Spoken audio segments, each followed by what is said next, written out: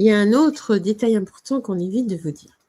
À la tour se trouvaient non pas un, mais deux niveaux d'horloge. Vous avez bien compris, il y a deux niveaux d'horloge, regardez. Voilà, un en bas, un en haut, sauf qu'aujourd'hui, il n'y a rien en bas.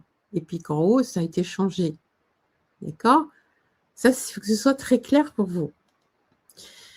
Le niveau inférieur indiquait l'heure du jour avec 17 divisions et le diamètre de ce cadran atteignait plusieurs mètres.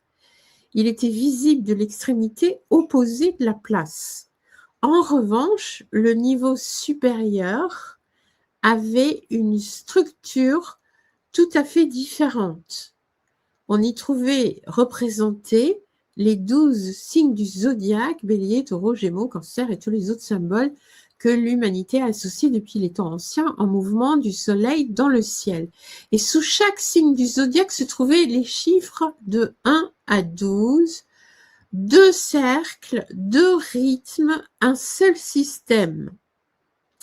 Regardez la logique de cette construction. En bas, 17 divisions pour mesurer le temps quotidien.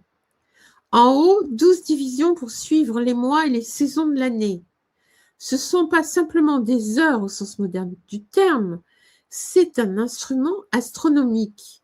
Le cercle zodiacal tournait lentement, marquant le passage du soleil à travers les constellations. Le cadran à 17 heures en bas enregistrait la position du jour. Ensemble, ils formaient un système unique de chronométrage qui prenait en compte à la fois les cycles journaliers et les rythmes annuels de l'année.